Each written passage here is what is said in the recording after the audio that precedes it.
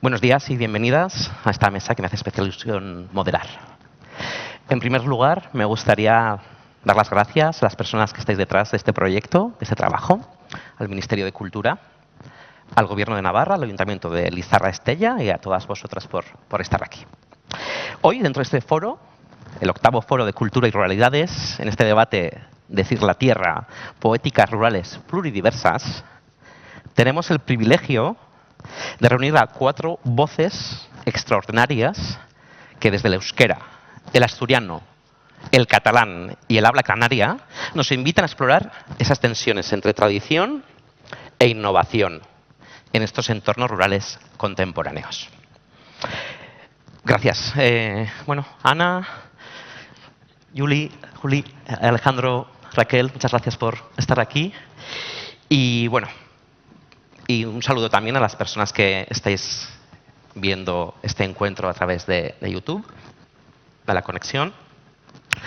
Son 4 aproximaciones distintas que nos mostrarán maneras diversas de habitar y recorrer a través de la memoria y los orígenes. 4 formas de entender que lo rural contemporáneo es un territorio vivo de resistencia, de memoria y creación. Os explico un poco la estructura de la dinámica de hoy. Dialogaremos de manera individual entre 5 y 8 minutos. Después estableceremos el diálogo compartido. Habrán 10 minutos para las preguntas del público y después finalizaremos escuchando los poemas que han escrito en el idioma originario. Empezamos por la tierra. Vamos al Valle del Baztán, vamos al norte navarro y de allí viene Raquel Pardo, nacida en Urdax, el año 1995. Ella es psicóloga transpersonal, psicomotricista y poeta emergente de la literatura en euskera. Copropietaria de una taberna cultural, Chocoto Taberna, en Elizondo, donde organiza eventos sobre arte, pensamiento y cultura, y es un referente en el Baztán y hogar para muchas. Y ha obtenido el reconocimiento en diversos certámenes de poesía y hoy está aquí por su libro en euskera, Egurats Zabaletako Izenda Ezinak. Diríamos que Los innombrables de la intemperie. Editado por Mayaz, una editorial del País Vasco del Norte. Su obra explora el paisaje del Baztán como territorio de lo innombrable, creando una literatura de aliento que se expande en esa poética y que dialoga con esa quietud del paisaje. Egunon, Raquel. Placer bada. Como hemos comentado, tu obra plasma ese entorno, ese paisaje rural del Baztán, y se convierte también, como hemos comentado, en ese territorio de lo innombrable, hablando de lo poético, de la poesía. ¿Cómo dialogan en tu obra, en tu poética, esa experiencia de ese entorno rural, vasco, con esos espacios que quizá se resisten al lenguaje? Bueno, yo creo que el entorno rural en sí hace que difícilmente, ¿no?, podamos escapar de lo que nos define como seres humanos o como personas, ¿no?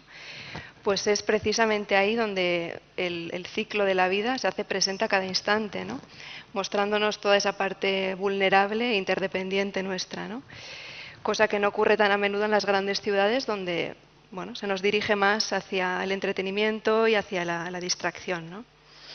Entonces, como seres humanos que tendemos a nombrar absolutamente todo lo que nos rodea, ¿no?, como con ese afán de poseer lo externo, como para tener la ilusión de poseernos a nosotros mismos, la naturaleza nos dice que no, que esto no es posible. Y es cierto que nos dice que no es posible porque siempre habrá un espacio al que el lenguaje no tenga acceso realmente, ¿no?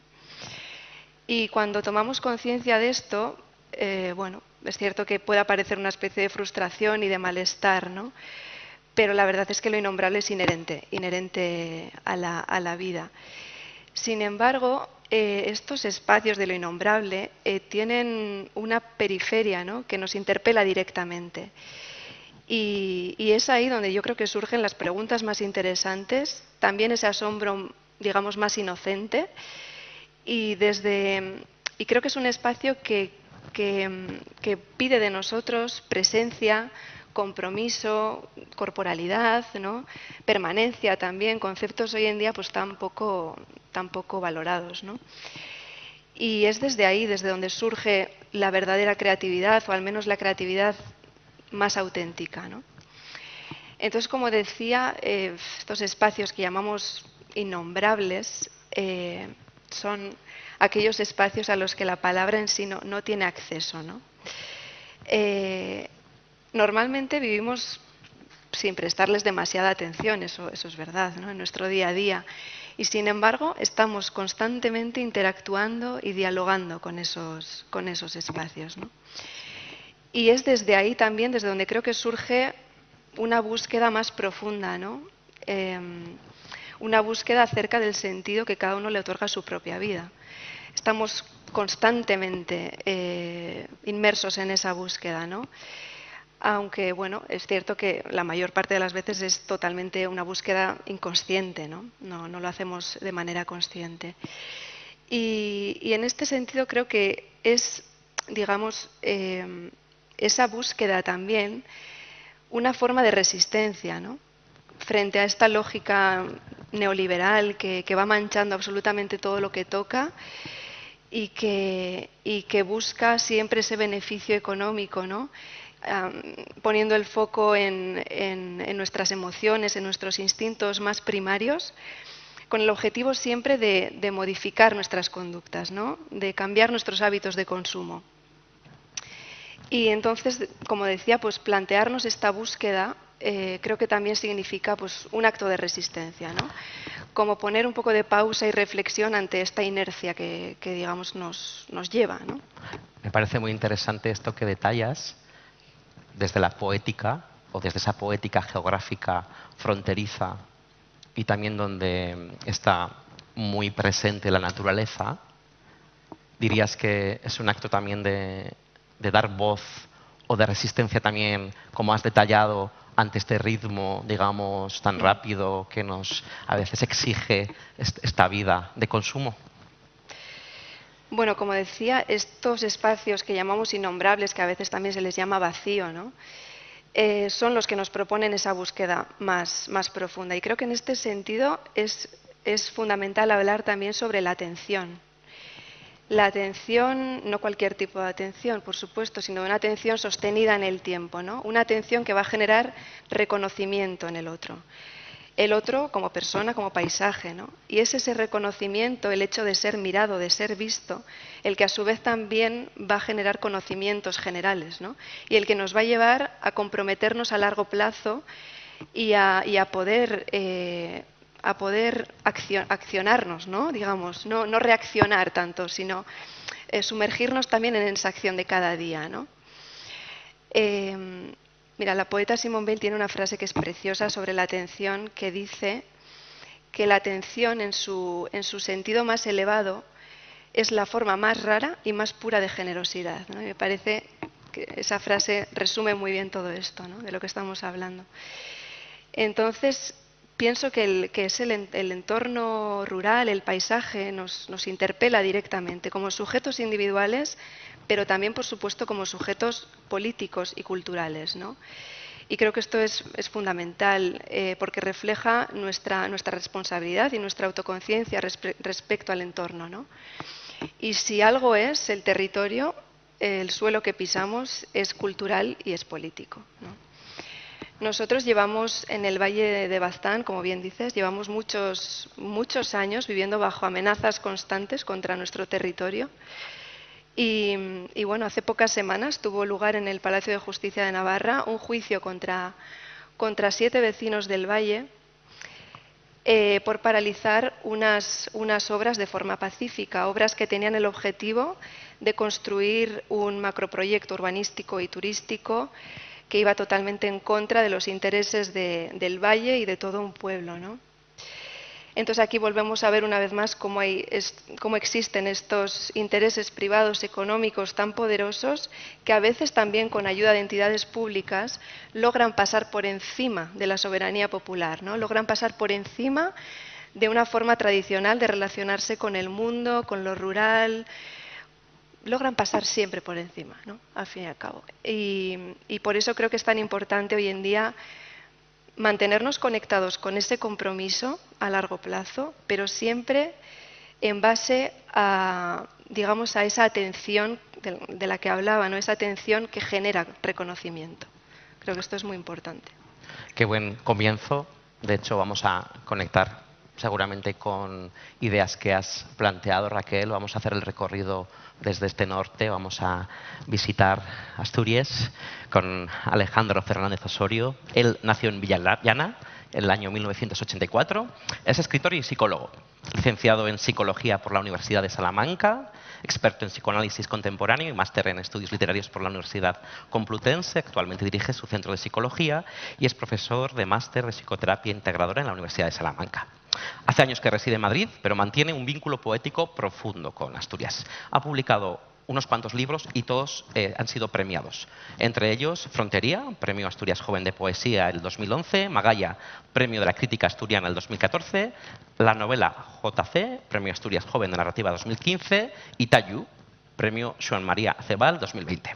Su obra explora la identidad en la naturaleza y esa ruralidad asturiana desde la mirada lejos de toda la tentación idealizante y folclorista, como dice de él Xosé Volado, transformando elementos como la sidra y la mina en vehículos simbólicos de identidad personal y colectiva hacia un intento de comprensión de la comunidad, el yo y la experiencia transpersonal. Buenos días, Alejandro. Hola, muy buenas. Es un placer tenerte aquí. Para mí también. No sé si se escucha. Sí, me revela, gracias. Para mí es un placer muy grande, ya lo sabes. Y nada, agradeceros a todas y a todos los que hacen posible este encuentro tan bonito y tan interconectador, podríamos decir. Así que arrancamos. Ahí vamos. Comentábamos que hace años que vives en Madrid y no has perdido la lengua materna. Es decir, has escrito en asturiano sobre la ruralidad y el legado familiar de tu tierra de origen. Me parecería interesante que nos explicaras cómo es navegar en esa doble pertenencia y si es la memoria la que te ancla de alguna manera al origen. Sí, es una pregunta muy interesante porque es verdad que, bueno, yo vengo de un pueblo de la cuenca minera asturiana, de la montaña central, donde somos 500 habitantes y, bueno, pues es una experiencia rural, digamos, ¿no?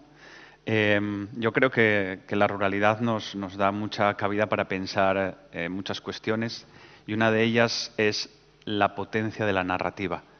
Yo lo que he encontrado a posteriori es que he tenido que salir para poder comprender la narrativa y no ejecutar la narrativa, ¿no? O sea, al final creo que esto que comentas de si la memoria nos ancla, yo creo que la memoria nos da estructura, nos da una coherencia yoica, ¿no?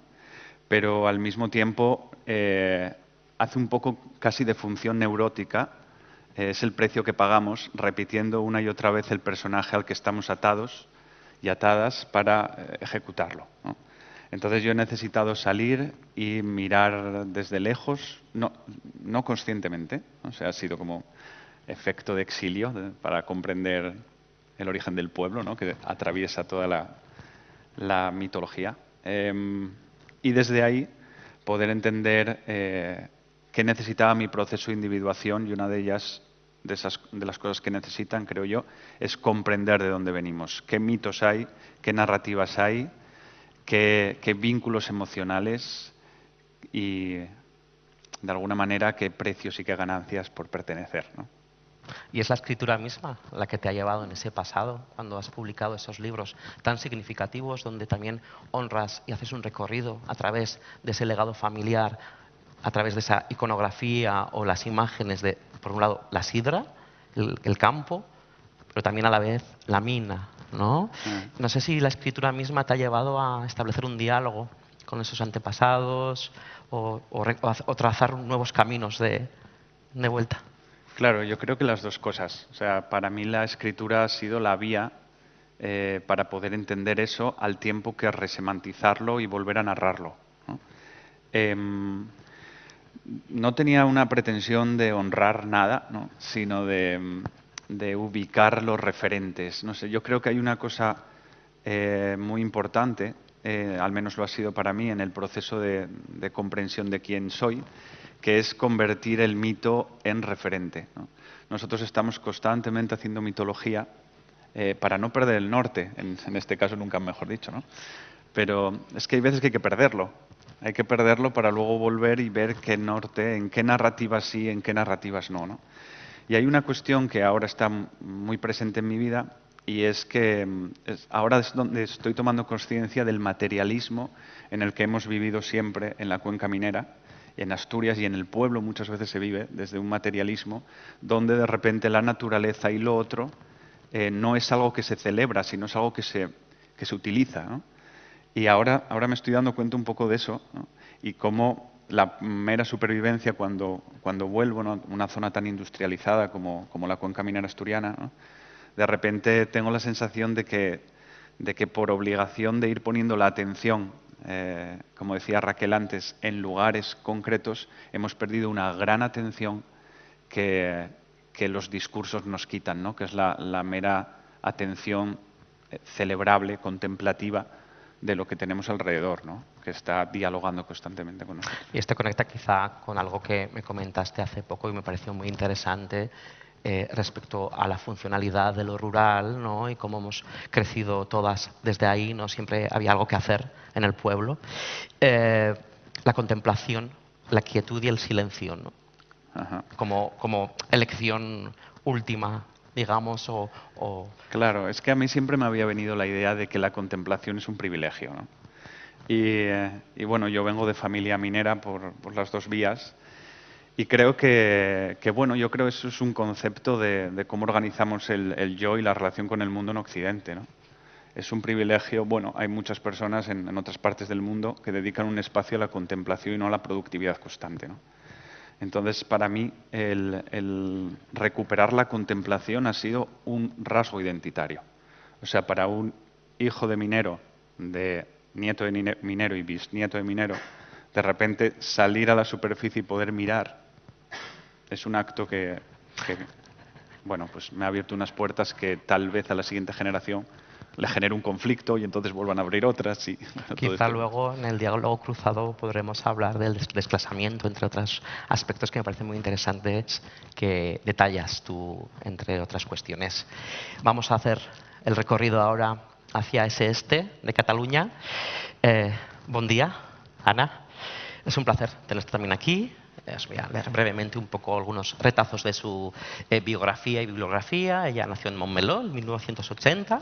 Es escritora y periodista. Escribe en el Cuaderno del País y colabora en el programa de literatura de Cataluña Radio.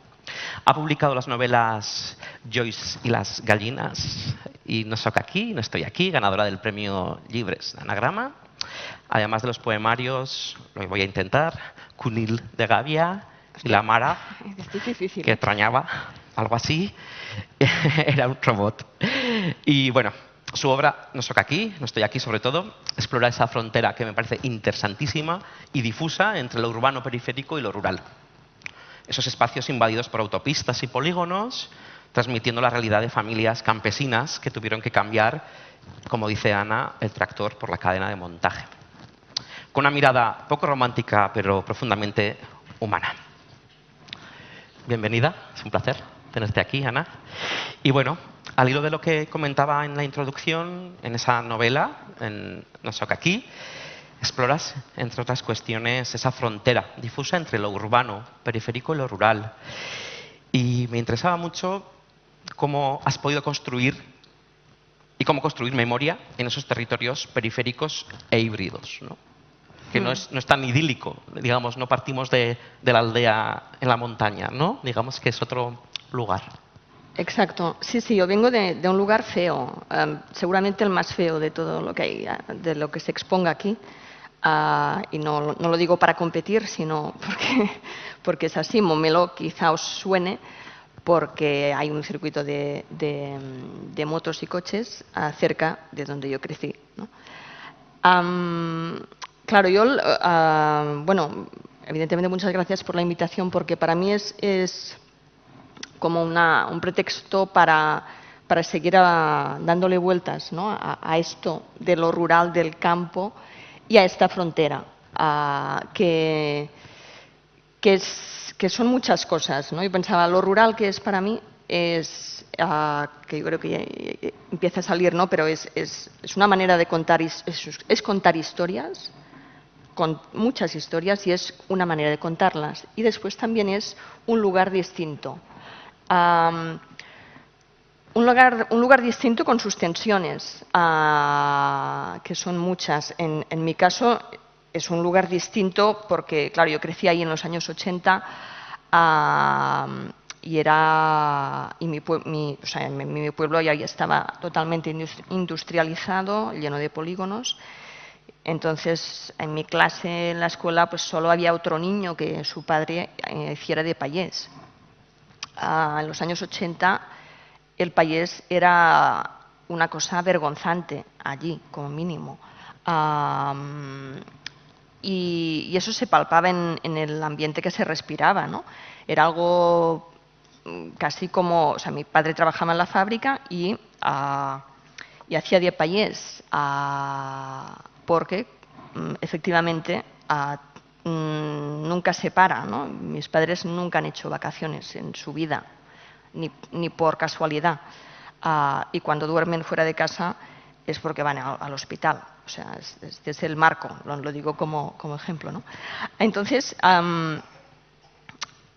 yo no tenía, o sea, el mundo de mi casa, digamos, y de mi barrio, con las cabras, con las ovejas, que tenía mi padre, el huerto, y después todas las formas de decir, todas las referencias, toda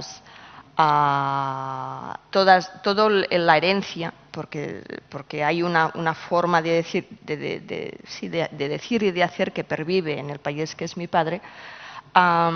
Pues todo eso era un mundo familiar, y ya está, sin que fuera era otra cosa, ¿no? Y eso yo creo que provoca muchas cosas dentro de ti. Cuando escribes te da una relación muy directa con esa memoria, creo yo, ¿no?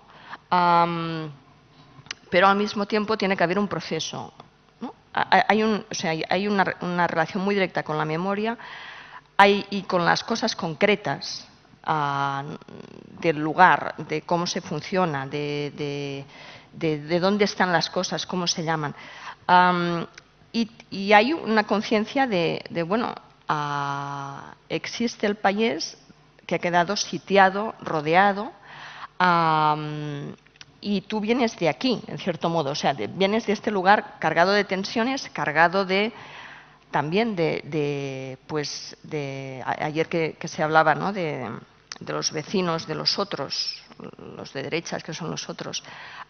Pues claro, vienes de un lugar y de un padre pues conservador, no de derechas exactamente, pero conservador, porque es una versión, digamos, más próxima al carlismo, que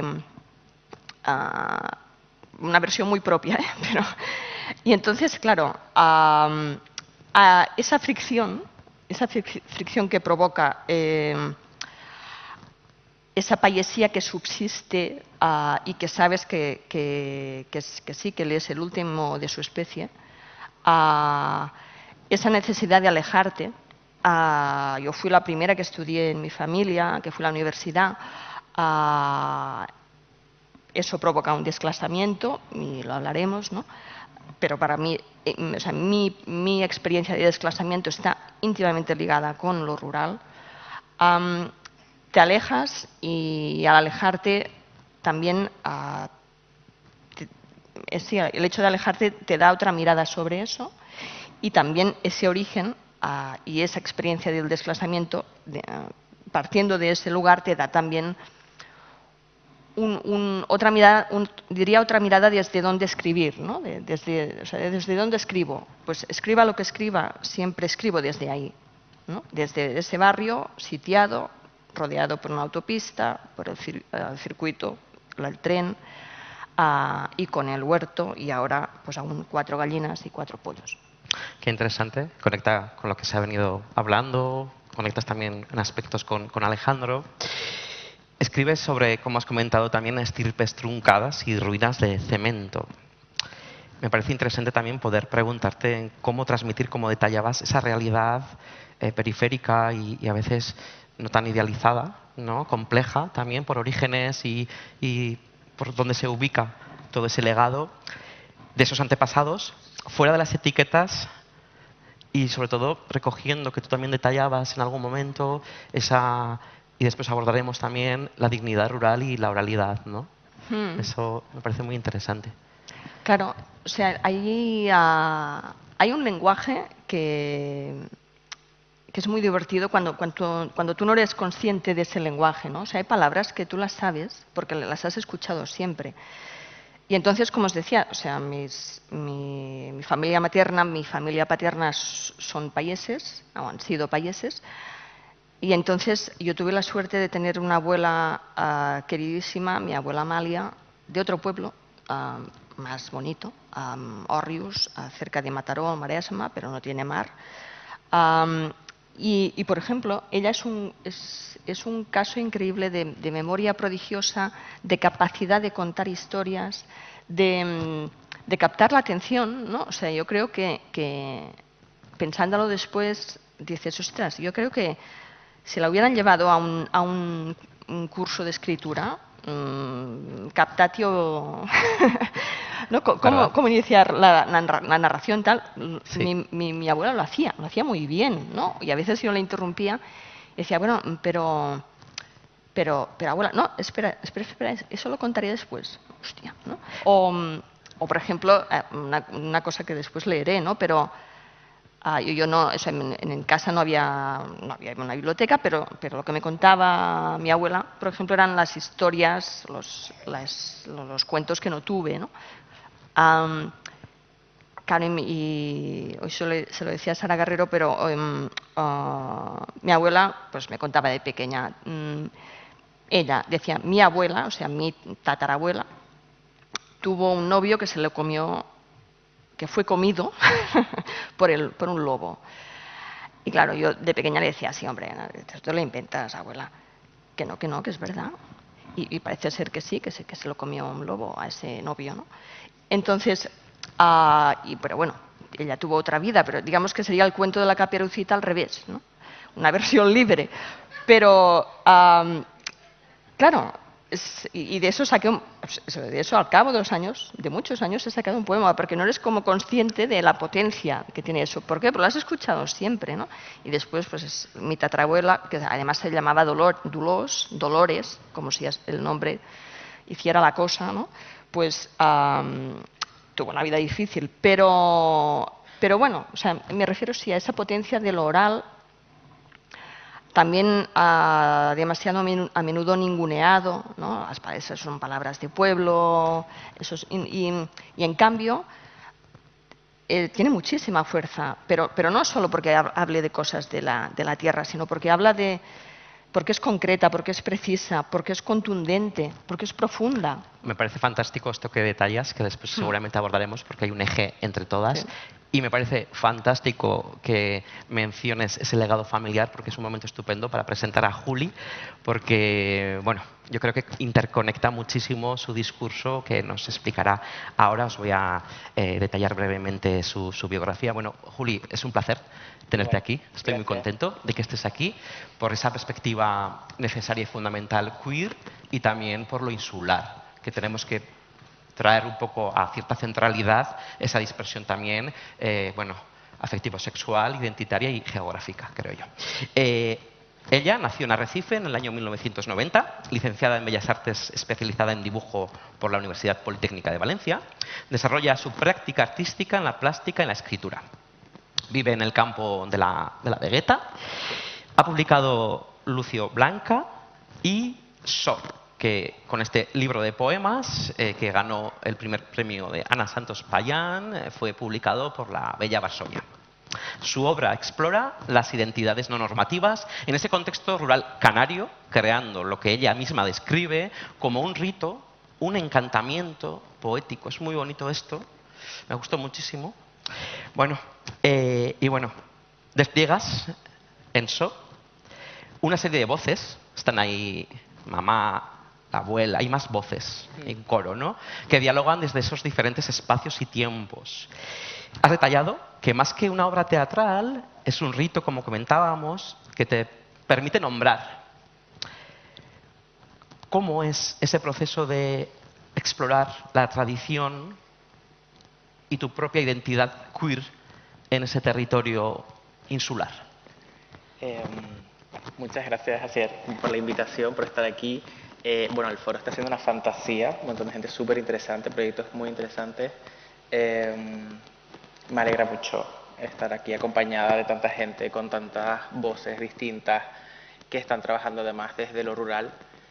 En verdad no nació como con vocación de libro, era algo, una escritura que nació un poco para recoger ese habla del pueblo de mis abuelos que yo veía que ya no existía fuera de ahí. No que no exista, sino que en mí no se reproducía, ¿no? Porque la lengua está ligada a las formas de la vida de la lengua, ¿no?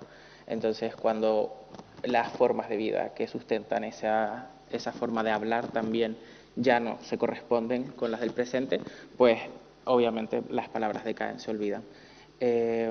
Está bien también, es una cosa que tiene que ver con cómo nos manejamos, con cómo se influencia el habla, pero a mí me apetecía, ¿no?, rescatar estas voces y rescatar sobre todo unas identidades que, bueno, a veces tengo conflicto con la palabra identidad porque también es una cosa que se nos impone a determinadas personas, ¿no? Defender y acotar nuestra identidad cuando las identidades son volátiles, ¿no? Están ligadas a la experiencia y se están abiertas a la transformación. Pero en este caso, en So, quería trabajar con esta lengua que viene de mi madre, ¿no? Mi madre es la primera de su familia en tener una educación universitaria y se traslada del campo a la ciudad. Cosas que yo no me di cuenta, ¿no?, al crecer, de todos estos cambios que implicaron en ella, ¿no? Porque para mí el campo, que lo viví siempre como un lugar de apertura y de libertad, porque me permitía jugar, estar libre, bueno, nos dejaban allí la gente se conocía, yo podía explorar cosas. Y otra cosa que me gustó mucho, que hablaban de, ¿no?, de esos espacios de lo innombrable, a mí el campo lo que me devolvió fue el misterio, ¿no? Mi madre me devolvió eso. Y el misterio en la lengua también, en las cosas que además no se conocen muy bien y en el desconocimiento a veces, ¿no?, de alguna terminología, pero que eso no impide que puedas habitar perfectamente, ¿no? Entonces hablaba de que, claro, yo quería trabajar con esta lengua materna y con esta idea de este cambio, ¿no?, del campo a la ciudad, porque para mí el campo sobre todo representa una distancia que no necesariamente es física, porque realmente en Canarias los núcleos urbanos y los núcleos rurales están muy cerca, pero es una distancia, creo que cultural, que permite también ver y entender el mundo desde otra perspectiva. Yo con esto empecé a escribir, ¿no?, y a recoger estas conversaciones que además me sugirieron la forma también, ¿no?, de llegar a esta escritura. Porque una de las cosas que me parece fascinante hoy en día es que la escritura está presente en el día a día de todo el mundo, ¿no? Es decir, mi madre de repente empieza a escribirme WhatsApps y ahí empieza a aparecer una persona que yo no conocía, porque el lenguaje transmite una información que ya la elección de palabras, la forma en la que se compone, que ya no es solo utilitaria, sino que hay una forma de representación. Antiguamente escribir estaba ligado a actos muy concretos, ¿no?, en el colegio, en el trabajo y si se carteaban con alguien, ¿no?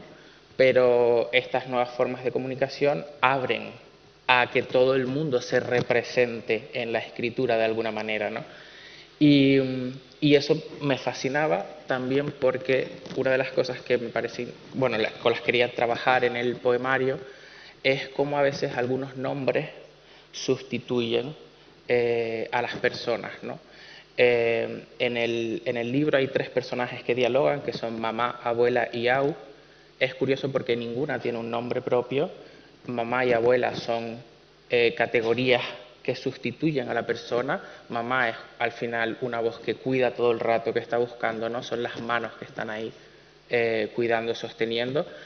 Y aunque es una voz que no tiene género, en el poemario empieza en esa construcción, ¿no?, de las diferencias a alzar una voz. Con este libro lo que quería también pensar era cómo se puede construir un pueblo en las formas de la voz de un pueblo, ¿no? No solo en esa historia contada, sino en aquellas microhistorias, en aquel chisme que subsiste, ¿no?, en las otras formas de vida que igual no ocupan lo social o el espacio de lo social en un pueblo, e incluso toda esa animalidad, todo eso sagrado, todo eso que rodea, ¿no?, y que al final compone, como el territorio también habla. Por eso el libro es como una colección de voces que se interpelan. Parece muy, muy interesante este recorrido que haces y al que volveremos también, cómo nombrar desde esa oralidad.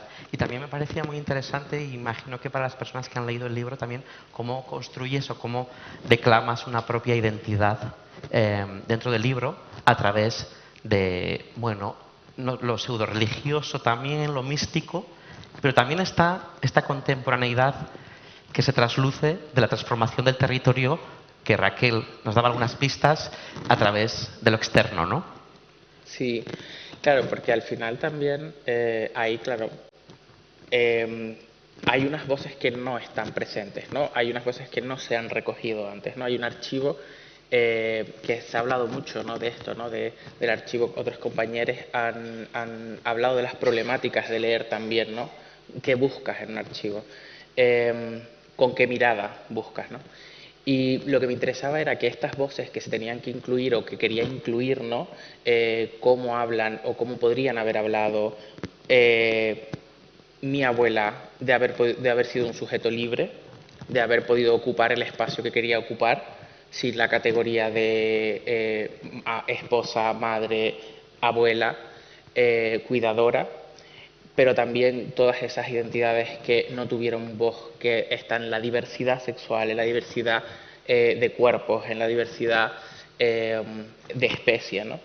Y incluir eso no podía estar incluido en la misma forma, ¿no? Es decir, no podemos hablar en el lenguaje del amo lo que está hablado con un gruñido, ¿no? Se tiene que hablar desde la voz de la bestia.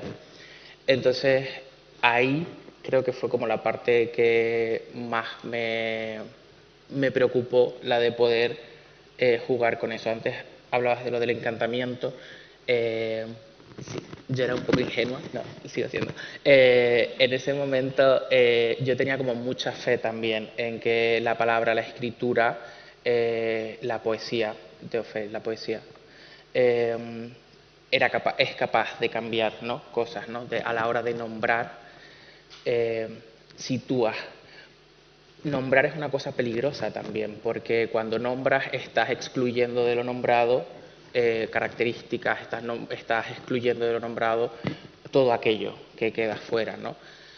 Pero es interesante volver a nombrar todo el rato, aprender a nombrar. ¿Y desde dónde, no? En mi familia además hay una afición, bueno, no sé, una afición, un defecto, cualquier cosa, por nombrar las cosas de manera personal, ¿no? Y entonces cuando salí de Lanzarote a estudiar fuera, e incluso en Canarias, en Tenerife, a veces hablaba y les decía a otras personas, no les contaba cosas del pueblo, cosas que me habían contado mis abuelos, y me daba cuenta de que no, de que solo lo hablaba en mi familia, de que las palabras estaban mal dichas, mal elegidas, mal escogidas, porque tenían un significado que en verdad solo lo daba mi familia, ¿no? Y entonces era como, vaya, qué fantasía también, ¿no?, de vivir en una Mucho. familia disociada de la realidad. ¿Verdad? Que creo que tiene que ver también con la profesión de mi abuelo. Mi abuelo era pastor y fabulador, porque yo siempre tuve como esa imagen, era cartero también del pueblo, yo siempre tuve como esa imagen de este hombre que no le gustaba mentir, le gustaba como adornar la realidad Y entonces fabulaba, creaba esos mitos. Y dentro de esa mitología también había una forma de hablar que era como, yo no sé si es que él tenía vergüenza de preguntar qué significaba esta palabra, yo creo que él recogía y luego la soltaba donde quería soltarla y luego nosotras pues la usábamos así. Y bueno, eso me parece también como una forma de jugar con el lenguaje, que al final es otra de las cosas que siempre me ha gustado, ¿no? Los procesos de adquirir lenguaje y los procesos en los que el lenguaje se deconstruye. Mi abuela, que lleva años con Alzheimer, lo primero que la lengua le empieza a quitar es la obligación de ejercer los cuidados, porque es un cuerpo enfermo que puede nombrarse desde el reposo. Y es muy interesante porque ahí es cuando yo empiezo a conocer también a mi abuela. Es muy interesante, muy triste también que determinados cuerpos tengan que llegar hasta un estado así para poder empezar a desligarse de la obligación constante de mantener una estructura de cara a una sociedad que les Sin duda. exigió un nicho. Muchas gracias, Juli. Me parece interesantísimo, importante lo que detallas. Creo que en este diálogo cruzado, que vamos a empezar ahora, me parece fundamental conectar con el léxico familiar, que está muy lleno en ese sentido. Desde ese homenaje, ¿no?, a la lengua familiar. Y sí que Ana ha detallado algunas cuestiones, Juli también. ¿Cómo se ha formado vuestro léxico familiar desde la poesía? ¿Cómo formar desde cada ladera, lugar, ese legado a través de la palabra?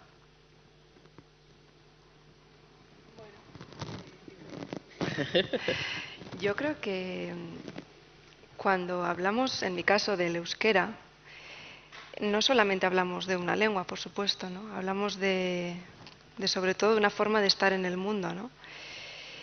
Y es que además el euskera, por su origen único y su historia milenaria, ha crecido y se ha preservado sobre todo en ese entorno rural, ¿no? Y es ahí donde ha podido también, digamos, absorber la memoria de generaciones enteras, ¿no? Entonces, digamos, la especificidad lingüística del euskera, sus palabras, sus formas, sus estructuras, todo esto nos muestra cómo las lenguas no son meras herramientas comunicativas, ¿no? Son mucho más. Son archivos vivos de cultura, de sensibilidades, de conocimientos, ¿no? En nuestro caso, toda esta riqueza léxica, ¿no?, a la hora de nombrar los diferentes tipos de viento, de lluvias, de vegetaciones, ¿no?, nos muestra esa conexión que ha habido con el entorno durante tanto tiempo, ¿no? Y también desde una mirada más humanista, digamos, ¿no? La lengua también ha preservado el alma de un lugar, ¿no? El cariño por la tierra, sobre todo las tareas compartidas, ¿no? Todo esto que es lo que crea lenguaje, ¿no? Porque crea memoria, pero también crea pertenencia. Y para mí esto es fundamental, ¿no? El sentido de pertenencia. Es muy importante la palabra y es muy importante la voz. Pero tan importante como eso es lo no dicho, ¿no? Y lo que atraviesa los silencios. Para mí es fundamental. Esto que traes de cómo las palabras traen como memoria, porque además muchas veces es una memoria soterrada de culturas que a lo mejor han sido desligadas del poder, ¿no? O que no han podido ocupar, no han podido construir la historia, entonces quedan nombres o quedan susurros o quedan murmullos, ¿no? Que es el pueblo de mis abuelos, es ese o, ¿no? Es una doble vocal que es curioso, ¿no? Además es como onomatopéyico. Mi abuelo decía que se llamaba así el pueblo porque era donde habían parado al burro y le habían dicho se paró y ahí formaron el pueblo. Pero cuando investigas luego en la terminología te das cuenta de que esa doble vocal es común en el norte africano y que antes de ser un pueblo, fue un asentamiento de esclavos traídos del norte africano para trabajar en la isla, ¿no? Y como las distintas culturas permean en la lengua y hablan de una historia de colonialidad que no se discute. Mi abuelo también usaba una palabra para llamar a las cabras que era Jairita, al grito de Jairita las reunía. Y yo pensaba que era algo que mi abuelo se había inventado, que era como un grito de cualquier cosa, ¿no? Y no, Jaira es una palabra masij para hablar del animal que vive a la sombra de la casa, ¿no? Y ya no solo está hablando de un animal en específico, no está nombrando una cabra, está nombrando una relación con el entorno, unas formas de vida que igual ya no están presentes, ¿no? Pero es súper bonito cómo esas cosas quedan ahí para que alguien las encuentre en algún momento y pueda construir, ¿no? O reconstruir o volver a nombrar desde ahí, ¿no? Me gusta mucho. ¿Cuántas cosas más interesantes están saliendo en esta mesa? ¿Puedo? Sí. No, es que recogiendo esta idea también yo pensaba, o me hacías pensar ahora, ¿no? Yo creo que hay esta idea de una lengua soterrada en muchos aspectos. Seguramente, bueno, porque hay una parte de esta memoria que en buena parte la guardan las mujeres en las casas. Aparte de tu abuelo fascinante, el fabulador fabuloso, pero y por lo tanto lo guarda el que no tiene el poder, que se decía, ¿no? Pero claro, la literatura te da la posibilidad entonces de un trabajo no exactamente arqueológico, sino más bien de atención, ¿no? Un trabajo de ¿qué hago con esto? ¿Qué hago con lo otro? Y qué pasa si lo pongo en un poema, en un libro, en una historia, ¿no? Y en mi caso con No Soc Aquí, la novela, sí que fue como poner conciencia de vamos a hacer ahora este trabajo arqueológico, Ana, y a traer a colación cosas que se dicen en mi casa, que son códigos propios, internos. En algunos casos nadie más lo entenderá. O sea, y a veces cosas tan sencillas como allà davant, o sea, ahí delante, aquí al costat, allá davant no es un sitio, es un lugar, o sea, es un lugar concreto con el que mi padre nombra delante de la casa vieja donde vivían sus padres. O sea, al cuarto aquí al costat es otro sitio, ¿no? Y eso es una cosa. Y aparte, después también creo, pensaban, hay un lenguaje, o a menudo el lenguaje rural es el lenguaje de lo no normativo, de lo no institucionalizado, ¿no? Y ahora también o sea, ahora que es el peligro de la uniformización del lenguaje. Y creo, pensaba ahora escuchándose, que lo rural también es lo rural y el lenguaje ligado a lo rural es la posibilidad de salir del algoritmo, de la uniformización, ¿no? Y si todos acabamos hablando igual, no es que acabaremos pensando igual, es que acabaremos no pensando, ¿no? Y sí, y eso es curioso. Y entonces, en lo no normativo también está, por ejemplo, las palabrotas, ¿no? Que en el mundo del campo es una riqueza enorme. Y en No Soc Aquí pues les hacía un homenaje porque hay palabrotas, maneras de maldecir que pueden ser, vamos, muy hirientes o más eficaces que una forma de violencia normativa, ¿no? Pero es interesante porque ahí hay sonoridad, ahí hay algo que retumba, ahí hay unos ancestres que se han peleado mucho, que se han maltratado también. Y después eso en un libro resuena de otra manera siempre, ¿no? Me parece, sí. Ay, es que me dan un micro de mano y ya me creo protagonista, lo siento. No. Iba a decir que sí, que es súper interesante además todo esto de el ritmo, el sonido, de trasladarlo a la escritura, porque también a veces, claro, cómo trasladas un acento, ¿no? Algo que, una forma de hablar que en verdad no, en una escritura que no se va a apreciar, ¿no?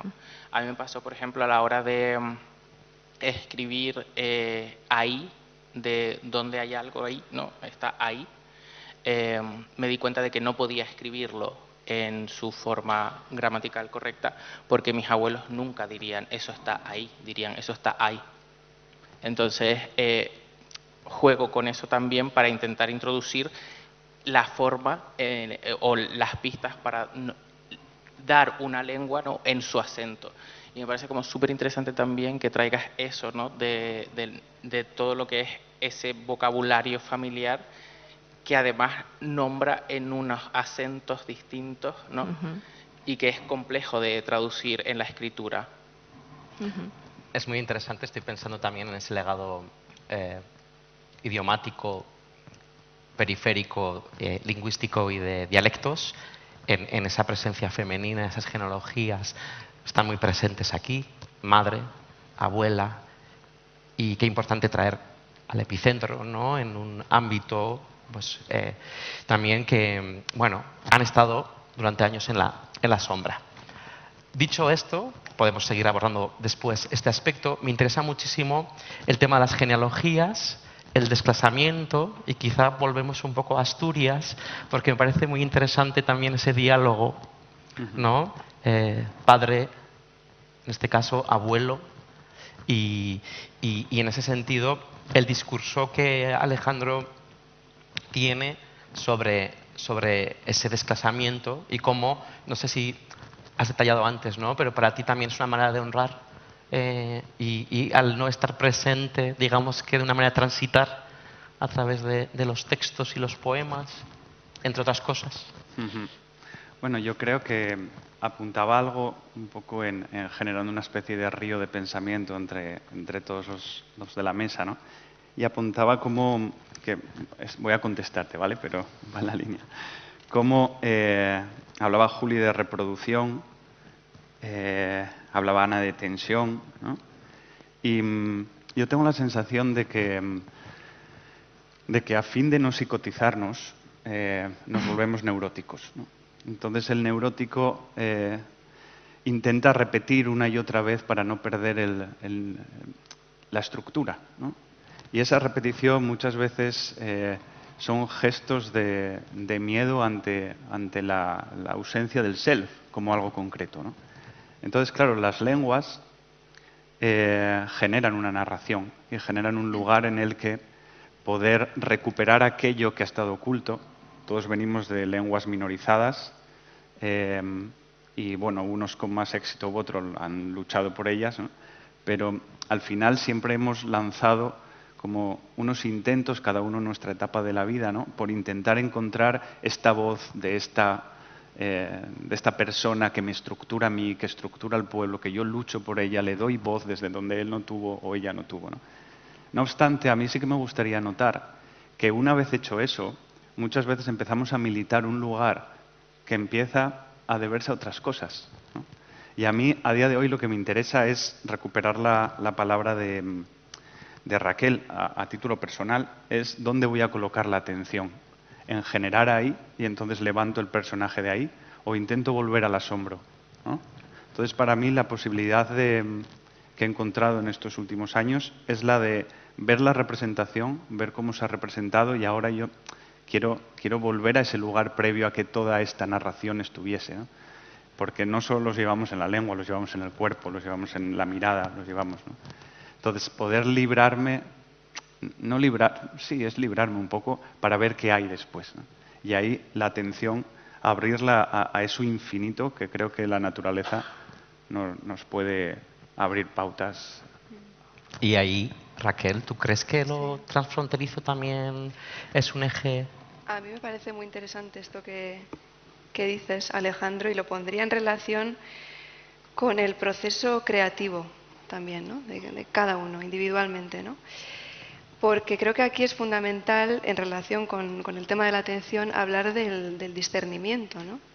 En esta era de absoluto caos en la que estamos, donde parece que hemos creado un ritmo de vida totalmente adaptado a las exigencias, ¿no?, del capital, olvidándonos de nuestro propio ritmo, ¿no?, y olvidándonos de esa atención, por supuesto. Entonces, creo que es muy importante esto del discernimiento, como decía, en el proceso creativo, porque discernir es, digamos, separar, ¿no? Sería como diferenciar lo que presenciamos para poder observar y apreciar mejor la realidad, ¿no? Para centrarnos también en lo específico y no generalizar, ¿no? Yo creo que discernir también es sentir, de alguna forma, ¿no? Con el cuerpo. Discernir es sentir plenamente, sin confusión, de identificar sin confundir, digamos, ¿no? Y es cierto que hoy en día llevar a la práctica el discernimiento es muy, muy complejo, muy difícil, ¿no? Por esta saturación de información, por el reduccionismo de las ideas, y además parece que este contexto crea como disrupciones constantes, ¿no? contra este discernimiento al que le falta también por estructura un ritmo adecuado para sobrevivir, ¿no? Entonces, yo pondría el foco en el discernimiento, ¿no? Como práctica creativa. Y es que además, relacionado también con lo que comentabas, con este aspecto neurótico, la pérdida de discernimiento es como el primer síntoma, ¿no? De todas estas patologías narcisistas que cada vez afloran más en nuestra sociedad, ¿no? Claro, es que yo creo que esa atención al discernimiento nos lleva no solo al discernimiento de la relación con lo real, sino también con tu propio ego, ¿no? Entonces, poner la atención para diferenciar, y ahí yo creo que es donde entra el tema del desclasamiento, ¿no? Sí. O sea, es lógico que yo no soy minero. Es lógico que yo no voy a tener la vida de mi padre, ni mi padre tuvo la de mi abuelo. Y es lógico que mi padre quería que yo tuviese una vida que al tenerla me aleja de él. Entonces ahí está todo puesto para que de repente aparezca la neurosis. De repente yo haciéndome el minero. No soy minero, o sea, ¿no? Que es un poco el conflicto. Entonces el discernimiento de la realidad, dónde ponemos la atención, para dónde nos lleva el mundo que está funcionando ajeno a tu intención de superación de esas lindes, ¿no? También creo que se puede poner en el ego, ¿no? En quién somos, por qué somos esto, qué es ser asturiano, quién lo ha dicho, qué es ser hijo de X o hijo de Y, que es un poco lo que también, que es ser, bueno, que es ser hombre, que es ser mujer, que es ser, ¿no? Es cierto que hay muchos temas que nos encantaría abordar durante mucho tiempo. Tenemos encima el peso de Cronos. Después, quizá en otros foros, espacios, tendremos ocasión también de profundizar, porque aquí han salido temas cruciales. Pero es verdad que es momento para que desde el público podáis plantear alguna pregunta o más de una. Aquí aprovechad la presencia de...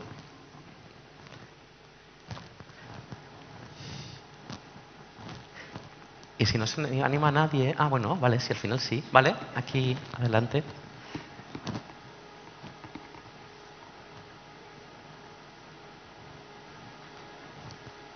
Hola, buenos días. Nada, bueno, lo primero agradecer. Me ha parecido, bueno, ya sabes que es una de las últimas sesiones de este foro tan interesante y culminar con esta extrapolación que habéis hecho del mundo rural es precioso, de verdad.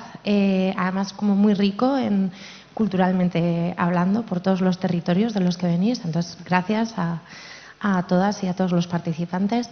Yo como euskaldun, bizkaitarra, sí que me gustaría, bueno, emplazar un poco a Raquel y pedirte tu opinión sobre un tema muy interesante que se hace en el País Vasco, que es, no sé si conocéis el término de los arnasguneak, que son aquellos espacios en los que el euskera respira, ¿vale? La traducción arnasa, respirar, gunea, espacio. Hay un trabajazo detrás por parte de la UEMA, la Mancomunidad de Pueblos Euskaldunes, que trabaja por identificar aquellos sitios en los que el euskera vive. Espacios, o sea, digamos que los ayuntamientos piden un poco como analizarse a sí mismos para ver si pueden tener ese sello, ¿no?, de soy un arnasgunea. Entonces, quería hacer un poco una reflexión, porque es verdad que en el año 82 se normalizó el euskera, se hizo un trabajazo un poco como para llevarlo a las escuelas sobre todo, ¿no?, y que perviviera, pero esa normalización del euskera también hizo que dejáramos de lado muchos euskeras propios de muchos valles y muchos pueblos de costa. Y yo ahora mismo que estoy trabajando en poner el valor, el patrimonio material e inmaterial de muchos pueblos rurales del País Vasco, me estoy encontrando con que si no protegemos esos arnasguneak, si llevamos la vida solo a las cabeceras comarcales, si no protegemos esos espacios de vida porque hay un comercio, hay un ayuntamiento, hay unas escuelas, es que estamos hablando de un patrimonio inmaterial súper rico que por mucho que se hiciera un trabajazo legislativo de normalización y para llevarlo a las escuelas, luego si no somos capaces de proteger esos espacios rurales de convivencia, donde hay un traspaso intergeneracional del euskera, de los saberes, de las tradiciones, cuidado. Entonces, bueno, simplemente que quiero poner en valor lo que hace la UEMA y un poco pediros la opinión, ¿no?, en ese sentido. Sí, yo creo que ahí es fundamental, bueno, Asier también podrá hablar de esto porque venimos del mismo lugar, yo creo que es fundamental el tema de los euskaltegis, ¿no?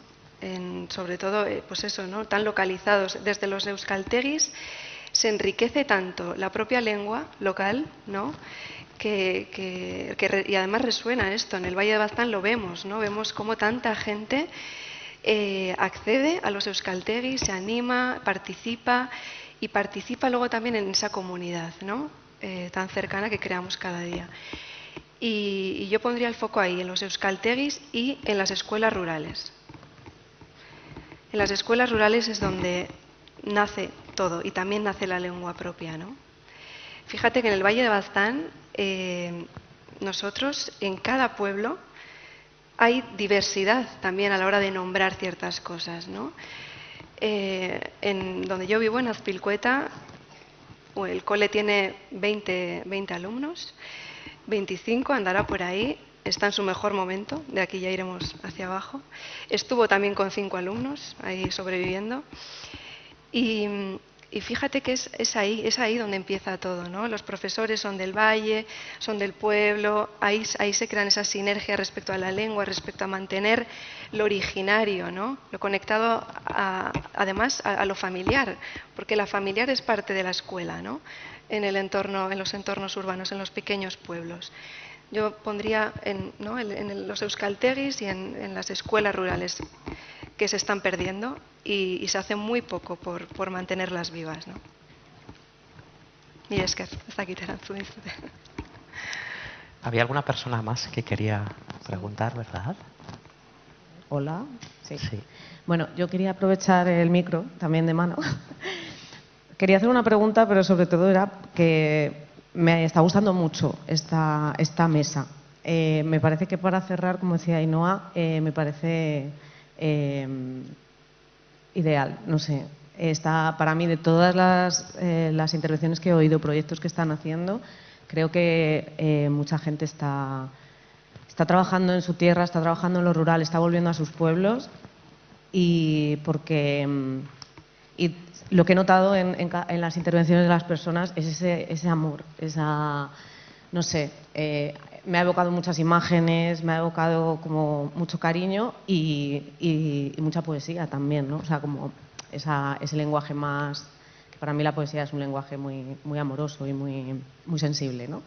Entonces, yo tengo una pregunta que no es pregunta, y aprovechando que sois personas que hacéis poesía, porque todo el rato estáis hablando y me está evocando un montón de imágenes, no sé, no me puedo imaginar ciertas cosas, esa cuenca minera, ese Valle de Baztán en el que no he estado, y os quería preguntar, pedir, si queréis, como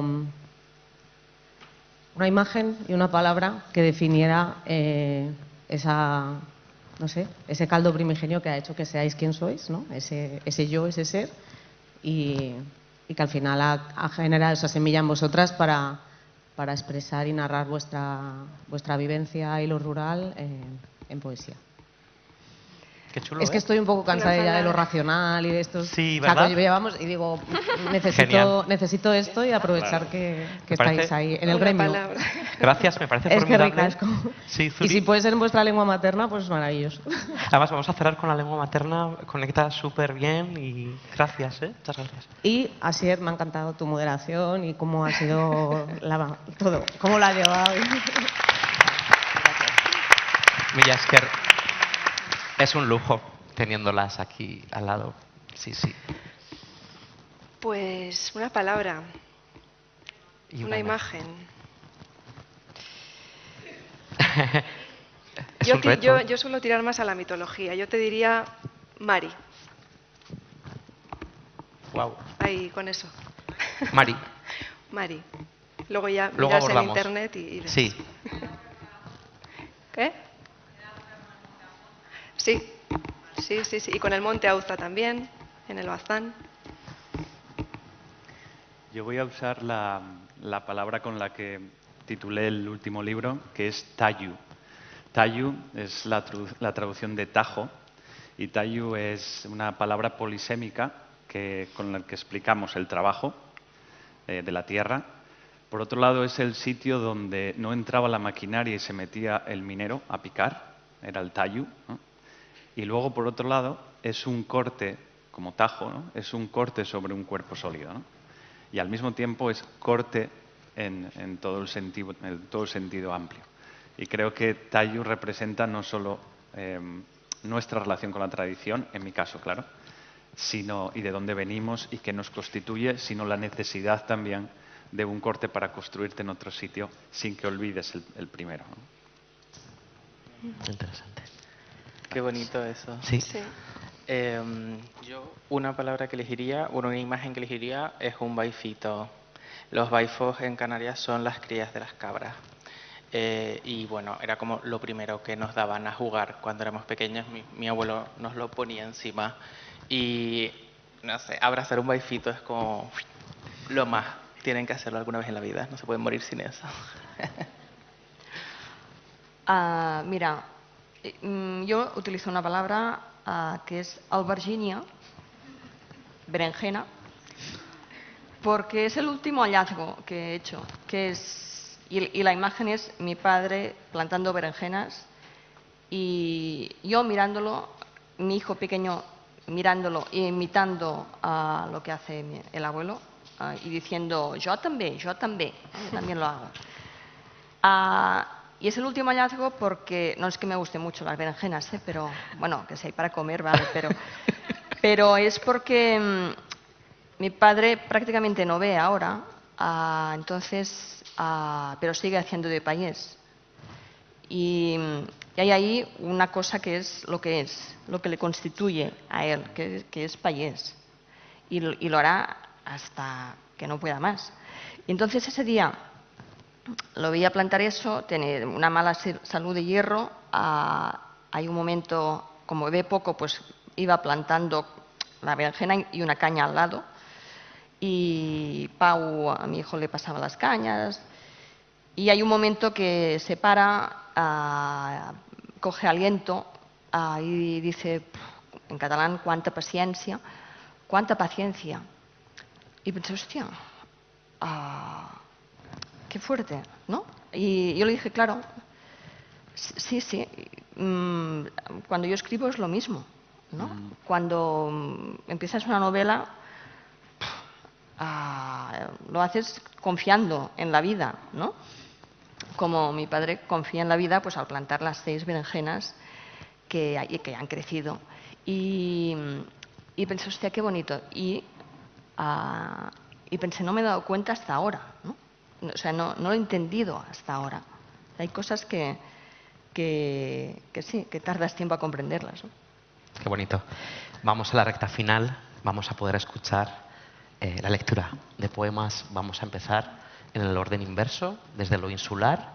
Juli, es tu momento de la lectura breve de Bueno, tu poesía. muchas gracias. Ha sido un placer escucharles y que nos acompañen. Aprovechando ese baifito, voy a leer este poema. Se llama Secó la mareta del agua de lluvia. Jugábamos con los baifitos. Antes de alimentarnos de ellos, doy gracias de no haber nacido hombre cuando jugábamos con los baifitos. Mi abuela limpiando los conejos, las tripas afuera. Por dentro la ternura está desnuda. Así lo vi ayer en la noche. Mi abuela le pedía a mi tío que la arropara bien, mijito, embrujada en mantas y franelas con olor a madera vieja. Pero mi abuela no sabe si es su hijo el que la arropa. Ella confía en el amor de un extraño. Y me pareció que era ella la que habían bajado la piel hasta los tobillos, las falanges largas, tirando, separando de los que pudieran llegar a serlo, el delito, la sangre en el anillo da vueltas a los votos.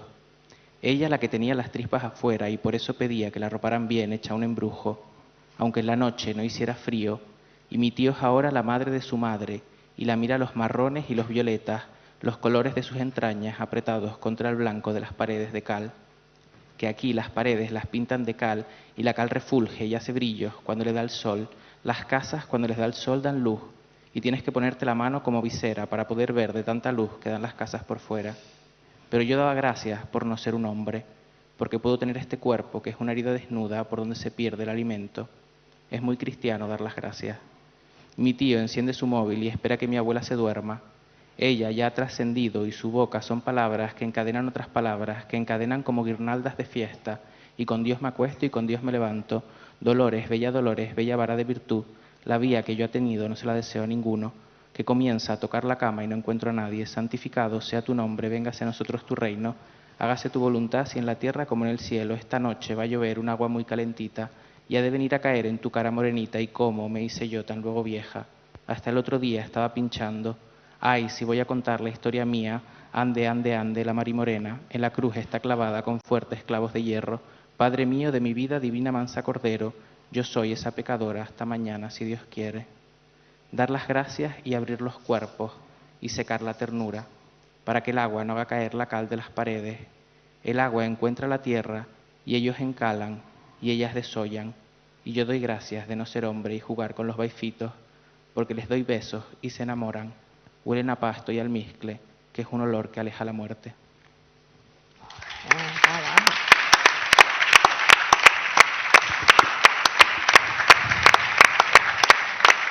Wow. Muchas gracias. Es momento de Ana. ¿Yo? Sí. Bueno, haré tres son muy breves, y empiezo por el cuento de la Caperucita al revés. Llinda. Va ser d'un dia per l'altre que la Dolors va deixar de tenir xicot. Se'l va cruspir un llop. Au, que t'ho inventes, no pot ser. Sols van quedar-ne 4 parracs i una vida desgraciada. Així és com l'àvia enceta el conte, rondalla de cataclismes i nissagues estroncades. Té a la punta de la llengua el sentit del text, el seu. Dolors, l'àvia de l'àvia. D'on era? De les muntanyes, que la van passar ben magra, que no en tenien ni 5, més pelats que una moixina. La neta ho explicarà al fill. En farà una versió. El llop piula i les muntanyes són braves com dinosaures. No pot ser, fa el fill dubtós. Potser vols la caputxeta? Implora a la mare un altre conte, que tingui un final ben xocant, ben a l'alçada, que meni a un altre principi. Y ahora otro. ¿Verdad que tengo una voz más aguda en catalán? Molo, ¿eh? Se percibe. Es brutal, soy otra persona. Marca. Ara al seu barri l'anomenen espai periurbà, senyal d'arquitectes engominats, d'urbanisme sense memòria, de cultura de gominola, abuïciment i demaglòria. El pagès no era més que un ase. Si després servia a la fàbrica, encara, ja no era tan enze. Ara que les fàbriques tanquen, ara s'han tornat muts, tots callen. Van colgar els sembrats i les veus que els adobaven, i ara ronden zombis per descampats i runes. Cerquen un pla i nom i ciment. El terra s'obre, se'ls clivella la terra. Res de bo no hi troben, només balbucegen.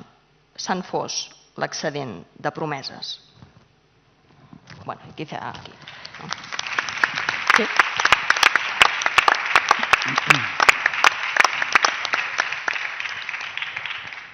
Vamos a continuar con Alejandro. Gracias, Ana. Sé poco de mí. Lo que sé, aprendílo na oscuridad de la mina, onde nunca tuve. Soy el vacío del tallo que otros picaron, non hai más. Pa dar forma al home que acierte a querer al fío y cuidar al padre hasta devolverlo a la tierra, siento el burbús bravo de la boca mina. atiendo pa la huerta llabrada, donde surde la realidad que soy, nin más nin menos sólida, sabia y acertada que otra. Mira si corderín, que ve la luz sobre el prau verde, la cielada que da forma, frágil la vida, con l'único objetivo del amor, que otra cosa, con l'único deber de llevar l'amor al lugar del que procede. ¿Pa qué surdir si no? Amar como la claridad más alta, con estos labios la ferida de esta tierra, les manos xuncíes que desen adientro el vacío, la nada que somos. Llevanto nesti tallo colectivo la mi existencia afortunada.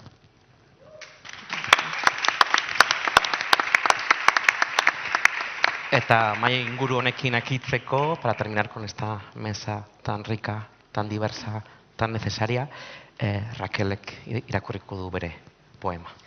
Zuk ere irakurtzen alduzu, baten bat. Egunerokoaren lainutasuna. Haizeak moztutako irrifarra. Beira arasako ontziteria. Aireztatu gabeko logela, kimua, lurri dorra. Egun sentiko lehen leiho argiztatua. Eta azkena. Basoan agertzen diren ideiak, eskularroek ezkutatzen dutena. Amildegiaren tentazioa, debekatutako algaren bilduma. Akoaltako liburu metatuak. Metatzen dena, espazioz goze. Lainotasuna hauskortasunez janzten denean.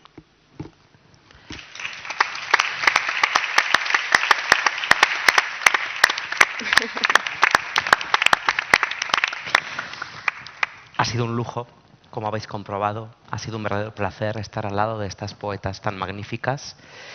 Y para mí ha sido también un orgullo poder compartir espacio con vosotras. Ha sido un placer. Mil esker. Gracias. Gracias. Mila esker. Gracias.